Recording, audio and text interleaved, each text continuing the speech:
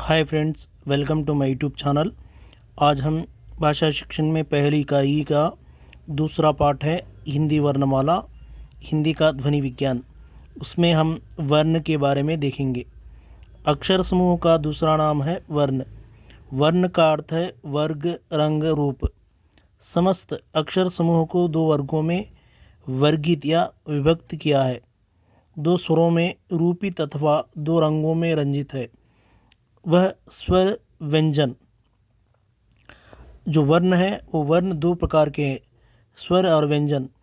जिन अक्षरों का उच्चारण फेफड़ों से अनुस्फुटित होकर कंठ में झंकारता हुआ तथा मुखावरोध से सर्वथा मुक्त रहता है, नासिका द्वारा अभिव्यक्त होता है, उसे स्वर कहते हैं।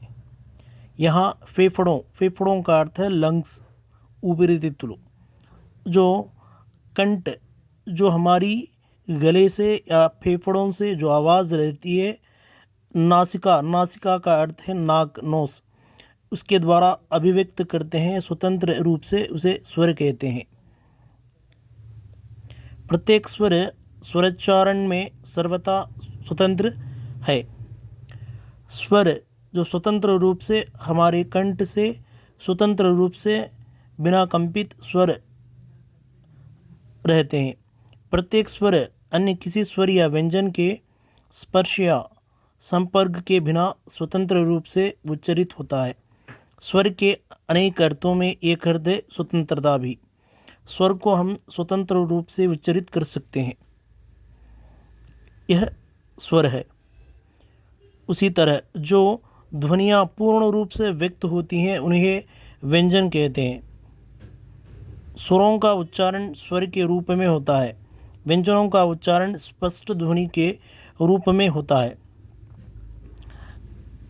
जो स्वर स्वतंत्र रूप से उच्चारण, स्वर यानी गले से हम स्वतंत्र रूप से स्वर को उच्चरित करते हैं, उसी तरह व्यंजनों का उच्चारण स्पष्ट ध्वनि के रूप में हम उच्चरित करते हैं। प्रत्येक उच्चारण स्वर और ध्वनि के रूप में अथवा स्वर और व्यंजन के रंगों में रंगा होता है, इसलिए अक्षरों को वर्ण भी कहते हैं। इसलिए हम स्वर और ध्वनि के रूप में उच्चरित करने से हम इन दोनों को वर्ण कहते हैं। स्वर स्वतंत्र अथवा स्वयं स्वरित होते हैं, लेकिन कोई भी व्यंजन किसी एक स्वर की सहायता के बिना व्यक्त नहीं होता। स्वर उदाहरण के लिए अ, आ, ई ये स्वर होते हैं।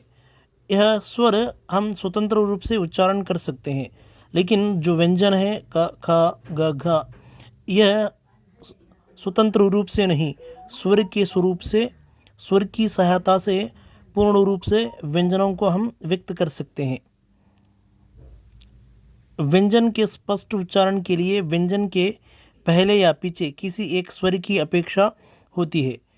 मुखाकाश में वायु के संचारण मात्र के स्वरों का स्वर होता है।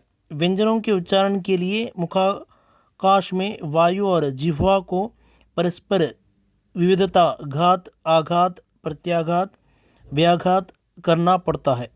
यहाँ घात, आघात, प्रत्याघात, व्याघात का अर्थ है हमारे जो कंठ हैं, कंठ के जो कंपित के रूपों से अलग अलग ध्वनि निकलती है, उतार चढ़ाव जो स्पष्ट रूप से बता सकते हैं, उसी को घात, आघात, प्रत्याघात, व्याघात कहते हैं।